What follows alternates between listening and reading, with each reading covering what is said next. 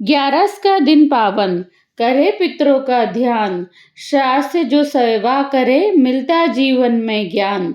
श्राद्ध से मिलती शक्ति, पुण्य बढ़ता पार। ग्यारस पर जो ध्यान करे, उसका हो उद्धार। Hi everyone, welcome to the Indian taste and culture. जैसा कि आप सब जानते हैं कि पितृपक्ष चल रहे हैं। श्राद्ध पक्ष को ही पितृपक्ष कहा जाता है। यह हिंदू धर्म में एक विशेष काल भाद्रपद पूर्णिमा से अमावस्या तक मनाया जाता है। इस दौरान अपने पूर्वजों की आत्मा की शांति के लिए श्राद्ध, तर्पण, दान, पूजा और अन्न तर्पण करते हैं। पुराणों के अनुसार मृत्यु के देवता यानी यमराज इस दौरान जीवों को तर्पण के लिए मुक्त करते हैं, ताकि वह स्वजनों यहाँ जाकर तर्पण ग्रहण कर सकें। पितृपक्ष में ग्यारस का बहुत महत्व है। पितृपक्ष में आने वाली ग्यारस को इंदिरा एकादशी के नाम से जाना जाता है। इस बार 17 सितंबर बुधवार को आ रही है। इस वीडियो में हम जानेंगे इंदिरा एकादशी की कथा, उसका महत्व, इंदिरा एकादशी की पूजा विधि और ये एकादशी से पितृदोष का निवारण कैसे होता है। एकादशी का पारण, समय व पारण की विधि आज हम इस वीडियो में जानेंगे। श्राद्ध पक्ष में आने वाली इस एकादशी का व्रत करने से पितृदोष दूर होता है तथा ये एकादशी पितरों को अधोगति से मुक्त और मोक्ष दिलाने वाली मानी जाती है। इस कथा को सुनने मात्र से ही वाजपेय यज्ञ का फल मिलता है। यहाँ हम जानेंगे आगे इंदिरा एकादशी की पौराणिक कथा। धर्मराज युधिष्ठिर के पूछने पर भगवान श्री कृष्ण ने इस कथा को बताया था। प्राचीन काल में सतयुग के समय में महिष्मती नाम की एक नगरी में इंद्रसेन नाम का एक प्रतापी राजा धर्म पूर्वक अपने प्रजा का पालन करते हुए शासन करता था। वो राजा पुत्र, पौत्र, धन आदि से संपन्न और विष्णु का परम भक्त था। एक दिन जब राजा सुखपूर्वक अपनी सभा में बैठा था, तो आकाश मार्ग से महर्षि नारद उतरकर उनकी सभा में आए। राजा उन्हें देखते ही हाथ जोड़कर खड़े हो गए और विधि पूर्वक आसन व अर्घ दिया।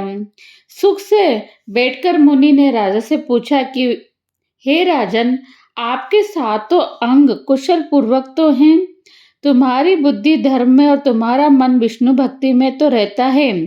देवर्षि नारद जी की ऐसी बातें सुनकर राजा ने कहा, हे महर्षि, आपकी कृपा से मेरे राज्य में सब कुशल है तथा मेरे यहाँ यज्ञ कर्मादि सुकृत हो रहे हैं। आप कृपा करके अपने आगमन का कारण कहिए। तब ऋषि कहने लगे कि हे राजन, आप आश्चर्य देने वाले मेरे वचनों को सुनो। मैं एक समय ब्रह्मलोक में से यमलोक को गया। वहां श्रद्धापूर्वक यमराज से पूजित होकर मैंने धर्मशील और सत्यवान धर्मराज की प्रशंसा की। उसी यमराज की सभा में महान ज्ञानी और धर्मात्मा तुम्हारे पिता को एकादशी का व्रत भंग होने के कारण देखा। उन्होंने संदेशा दिया, सो मैं तुम्हें कहता हूँ। उन्होंने कहा कि पूर्व जन्म में कोई विघ्न हो जाने के कारण मैं यमराज के निकट रह रहा हूँ। सो हे पुत्र, यदि तुम कृष्ण इंदिरा एकादशी का व्रत मेरे निमित्त करो तो मुझे स्वर्ग की प्राप्ति होगी। मतलब इंदिरा एकादशी का व्रत ऐसा माना गया है कि इससे अपने पूर्वजों को स्वर्ग की प्राप्ति होती है। यदि वह यमलोक में है तो आप यदि इस एकादशी का व्रत करते हैं तो वह स्वर्गलोक में अपने पूर्वज चले जाते हैं। इतना सुनकर राजा कहने लगा कि हे महर्षि, आप इस व्रत की विधि मुझसे कहिए। नारद जी कहते हैं, पितृपक्ष में दशमी के दिन प्रातः काल श्रद्धा पूर्वक स्नान आदि से निवृत्त होकर पुनः दोपहर को नदी आदि में जाकर स्नान करें। फिर श्रद्धा पूर्वक पितरों का श्राद्ध करें और एक बार भोजन करें। दूसरे दिन प्रातः काल होने पे एकादशी के दिन दातुन आदि आप कर लें। फिर स्नान करें। फिर व्रत के नियमों को भक्ति पूर्वक ग्रहण करते हुए प्रतिज्ञा करें, मैं आज संपूर्ण भोगों को त्याग कर निराहार एकादशी का व्रत करूंगा। हे अच्युत, हे पुंडरीकाक्ष, मैं आपकी शरण हूँ, आप मेरी रक्षा कीजिए। इस प्रकार नियम पूर्वक शालिग्राम की मूर्ति के आगे विधि पूर्वक श्राद्ध करके योग्य ब्राह्मणों को फलाहार का भोजन कराए और दक्षिणा दे। पितरों के श्राद्ध से जो बच जाए उसको सूंघकर गौ को दे तथा धूप दीप गंध पुष्प नैवेद्य आदि सब सामग्री से ऋषिकेश भगवान को पूजन करें। रात में भगवान के निकट जाकर जागरण करे। उसके पश्चात द्वादशी के दिन प्रातःकाल होने पर भगवान का पूजन करके ब्राह्मणों को भोजन कराएं। भाई बंधुओं स्त्री और पुत्र सहित आप भी मौन होकर भोजन करें। नारद जी कहने लगे कि हे राजन, इस विधि से यदि तुम आलस्य रहित होकर इस एकादशी का व्रत करोगे तो तुम्हारे पिता अवश्य ही स्वर्गलोक को जाएंगे। इतना कहकर नारद जी अंतर ध्यान हो गए। नारद जी के कथानुसार राजा द्वारा अपने बांधों तथा दासों सहित व्रत करने से आकाश में पुष्प वर्षा हुई और उस राजा का पिता गरुड़ पर चढ़कर विष्णु लोक को गए। राजा इंद्रसेन भी एकादशी के व्रत के प्रभाव से निष्कंटक राज्य करके अंत में अपने पुत्र को सिंहासन पर बैठाकर स्वर्गलोक को पहुंच गए। हे युधिष्ठिर, यह इंद्र एकादशी का व्रत का महात्म्य मैंने तुमसे कहा। इसके पढ़ने और सुनने से मनुष्य सब पापों से छूट जाते हैं और सब प्रकार के भोगों को भोग कर वैकुंठ को प्राप्त होते हैं। इतना ही नहीं, इस व्रत से पितृदोष दूर होता है तथा पितृदोष से भी मुक्ति भी मिलती है और पितरों को मोक्ष भी इस व्रत से मिलता है। तो आप लोग भी अपने पितरों के लिए इंद्र एकादशी का व्रत जरूर करें। अब बात करते हैं कि इंद्रा एकादशी पर पितृदोष के निवारण हेतु हमें क्या क्या उपाय करना चाहिए ताकि हमारे घर में यदि कोई पितृदोष हो तो वो मुक्त हो जाता है इस दिन के उपाय करने से। सबसे पहले आप दीपक जलाओ।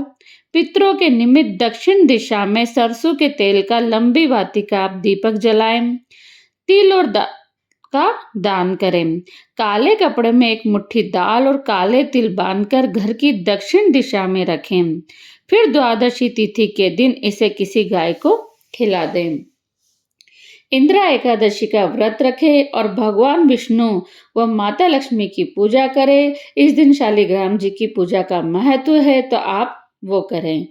तुलसी के पौधे के पास बैठकर ओम नमः भगवते वासुदेवाय नमः मंत्र का जाप करें और भगवान विष्णु के साथ तुलसी की भी पूजा करें। इस दिन यदि आप जो भी जाप करते हैं और आप ये एकादशी पितरों के लिए कर रहे हैं तो ये सब जाप का फल आपके पितरों को ये लगता है। इस दिन आप पितृ सुक्तम का पाठ जरूर करें। पितृदोष से मुक्ति पाने के लिए पितृ सुक्तम का पाठ करना लाभकारी माना जाता है। इस दिन गरीब और जरूरतमंदों को फलाहार सामान का दान करें। पितरों के नाम का तर्पण और ब्राह्मण भोजन भी कराएं, लेकिन ध्यान रखिए कि आप इस दिन फलाहार ही कराएं। पीपल की पूजा करें। पास के किसी पीपल के पेड़ पर आप जाइए, वहां जल चढ़ाइए और वहां पे पितरों के नाम का 11 के दिन दीपक जरूर लगाइए। तो इस विधि से आपके घर में यदि कोई पितृदोष है तो उसका निवारण अवश्य होता है।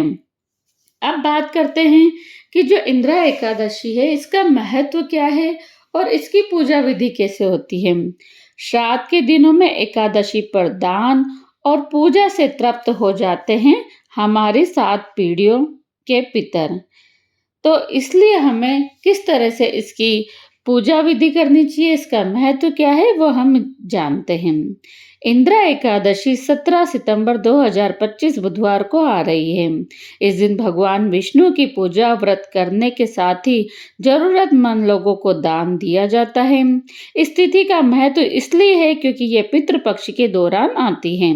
ग्रंथों में कहा गया है कि श्राद्ध के दिनों में विष्णु पूजा करने से भी पितर तृप्त हो जाते हैं।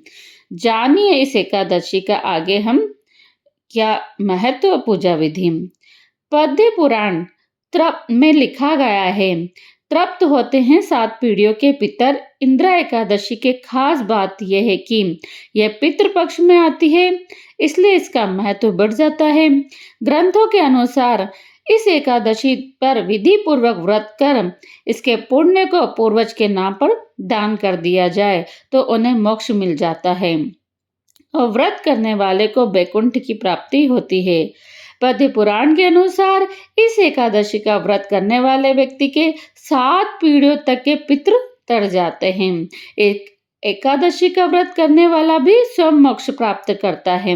इंदिरा एकादशी का व्रत करना और भगवान विष्णु की विधिवत पूजा करने से वैकुंठ धाम की प्राप्ति होती है। पुराणों में बताया गया है कि जितना पुण्य कन्यादान, हजारों वर्षों की तपस्या और उससे अधिक पुण्य एकमात्र इंदिरा एकादशी व्रत करने से मिल जाता है। इस दिन आपको किस किस चीजों का दान करना चाहिए? इस दिन आपको घी, दूध, दही, फल आदि का दान करना चाहिए, क्योंकि इस दिन आपको फलाहार ही दान करना चाहिए। स्थिति पर जरूरतमंद लोगों को आप वस्त्र दें। ऐसा करने से पितर संतुष्ट होते हैं। इन चीजों का दान करने से सुख समृद्धि बढ़ती है, धन लाभ होता है और सेहत अच्छी बनी रहती है। एकादशी के व्रत की पूजा विधि क्या है? इस एकादशी का व्रत और पूजा की विधि अन्य एकादशियों की तरह ही है, लेकिन सिर्फ अंतर यह है कि इस एकादशी पे शालिग्राम जी की पूजा की जाती है। इस दिन स्नान आदि से पवित्र होकर सुबह भगवान विष्णु के सामने व्रत और पूजा का संकल्प लेना चाहिए। अगर पितरों को इस व्रत का पुण्य देना चाहते हैं तो उनके नाम का ही आपको संकल्प लेना चाहिए। इसके बाद भगवान शालिग्राम की पूजा करें। भगवान शालिग्राम को पंचामृत से स्नान कराएं। पूजा में अबीर, गुलाल, अक्षत, यज्ञोपवीत फूल चढ़ाने चाहिए। इसके साथ ही तुलसी पत्र जरूर चढ़ाएं। इसके बाद तुलसी पत्र के साथ भोग लगाएं। एकादशी की कथा पढ़कर आरती जरूर करिए। तो आप भी एकादशी की कथा जरूर सुनिए। इसके बाद पंचामृत वितरण करें, ब्राह्मणों को भोजन कराकर दक्षिणा दें। इस दिन पूजा तथा प्रसाद में तुलसी की पत्तियों का प्रयोग अनिवार्य रूप से किया जाता है। तो आप भी जरूर पूजा में तुलसी रखिए। एकादशी का पारण का समय क्या है इस बार और इसकी विधि क्या है, ये भी जानते हैं। इंदिरा एकादशी का पारण इन्हें व्रत खोलना द्वादशी तिथि के दिन शुभ मुहूर्त में किया जाता है, जिसके बाद सूर्योदय से पहले पारण नहीं करना चाहिए। पारण के दौरान स्नान ध्यान कर भगवान विष्णु और लक्ष्मी की पूजा करें, फिर सात्विक भोजन करें। 2025 में इंदिरा एकादशी 17 सितंबर को है, इसलिए पारण 18 सितंबर को सुबह 6:07 से लेकर 8:34 बजे के बीच में किया जाएगा। मतलब सुबह सुबह इसका पारण किया जाएगा। सुबह से ही इसका पारण स्टार्ट हो जाएगा, तो आपको 6:07 के बाद ही इसका पारण करना है। पारण का समय यहाँ पे बता दिया गया है। अब पारण विधि क्या होती है इसके बारे में हम आगे जानते हैं। स्नान करें, सुबह जल्दी उठकर स्नान करें, साफ कपड़े पहने, घर के मंदिर की सफाई करें और फिर भगवान विष्णु और देवी लक्ष्मी की विधि पूर्वक पूजा करें। भगवान विष्णु को पीले फूलों की माला, ऋतु फल और मिठाई का भोग लगाएं। मंत्र जाप करें। ओम नमः भगवते वासुदेवाय जैसे मंत्रों का आप जाप करें। पूजा पूरी होने के बाद भगवान का प्रसाद ग्रहण करें और उसके बाद आप सात्विक भोजन करके व्रत खोलें। पारण में सेम की सब्जी, सूखे मेवे, दूध से बनी मिठाइयों का सेवन किया जाता है। मतलब सात्विक भोजन का सेवन इस दिन किया जाता है। 11 के दिन महत्वपूर्ण बातें। एकादशी व्रत में तुलसी के पत्ते नहीं तोड़े जाते, इसलिए पूजा के लिए एक दिन पहले ही तुलसी दल तोड़कर रख लें। व्रत के दौरान किसी भी प्रकार का क्रोध और हिंसा से आप बचें। द्वादशी तिथि के समाप्त होने से पहले ही आप पारण कर लेना चाहिए। तो आप भी ये अपने पितरों की आत्मा की शांति के लिए इस व्रत को जरूर करें। जो व्यक्ति पितरों की सेवा और पूजा श्रद्धा से करता है उसके जीवन में सुख, शांति और कल्याण आते हैं। पूर्वजों का आशीर्वाद जीवन में संशय और कठिनाइयों को दूर करता है।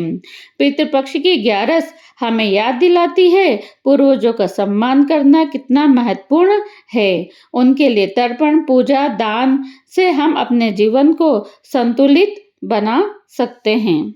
संतुलित और समृद्ध बनाते हैं। आप सभी इस दिन श्रद्धा से पूजा करें और अपने परिवार में प्रेम और शांति का आशीर्वाद बढ़ाएं। 11 का दिन पावन है, इसमें पितरों को ध्यान किया जाता है। श्रद्धा से जो सेवा करता है 11 के दिन, उसे जीवन में ज्ञान मिलता है और पितरों की आत्मा में शांति मिलती है। तो आप भी जरूर इंद्र एकादशी का व्रत इस पितृ पक्ष में जरूर करिए। अब बात करते हैं हम सभी कथाओं के बाद बोलने वाली विनायक जी की कहानी की। विष्णु भगवान लक्ष्मी जी की शादी होने लगी। सारे देवी देवता को बारात में जाने के लिए बुलाया गया, तो सब बोलने लगे गणेश जी को नहीं ले जाएंगे, वो तो बहुत सारा खाते हैं। गणेश जी कैसे हैं? दून दुछल्लिया, सूंड सुजलिया, उखल से पाँव, छाजले से कान, मोटा मस्तक वाले हैं। इनको साथ ले जाकर क्या करेंगे? यहीं रखवाली छोड़ जाते हैं और सब बारात में चले गए। नारद जी ने गणेश जी को भड़का दिया कि आपका बड़ा अपमान किया है, बारात बुरी लगती इस कारण आपको नहीं ले गए। अब तो गणेश जी को क्रोध आया और उन्होंने चूहों को आज्ञा दी कि सारी जमीन थोती कर दो।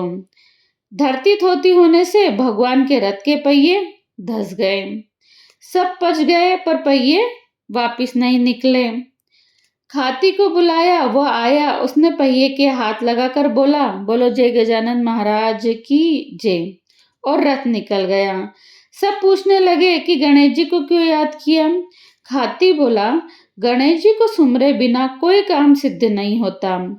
सब सोचने लगे कि हम तो गणेश जी को छोड़ के आ गए, और क्यों छोड़ के आए? क्योंकि वो धुन दुछल लिया है, सुन सुंजर लिया है, उखल से पाँव है, छाजले से कान है और मोटे मस्तक वाले हैं। यदि वो बारात में आते तो अच्छा नहीं लगता। फिर उसके बाद एक समझदार इंसान ने बोला कि आप सब गणेश जी को बुलवा लो। पहले गणेश जी की शादी आप रिद्धि सिद्धि से विवाह करवाया, फिर विष्णु भगवान लक्ष्मी जी के साथ विवाह हुआ। हे विनायक जी महाराज, जैसे भगवान का काम सिद्ध किया वैसे सबका करना। बोलो विनायक जी की जय। 1 गणेश जी, 2 गणेश जी, 3 गणेश जी, 4 गणेश जी, 5 गणेश जी। जो गणेश जी का नाम नहीं ले उनके गणेश जी के मूसक उनको कुतर कुतर के खाते हैं। तो आप भी जरूर गणेश जी की कहानी के बाद गणेश जी के 5 नाम जरूर लें। यदि आपको ये वीडियो अच्छी लगी हो तो वीडियो को आप लाइक करिए, शेयर करिए और इस चैनल को सब्सक्राइब करना ना भूलिए, क्योंकि भारतीय संस्कृति की हम सारे कथाएं और उन सारे फेस्टिवल यानी त्योहारों का महत्व आप लोगों तक पहुंचाते रहेंगे। बोलो गजानन महाराज की जय।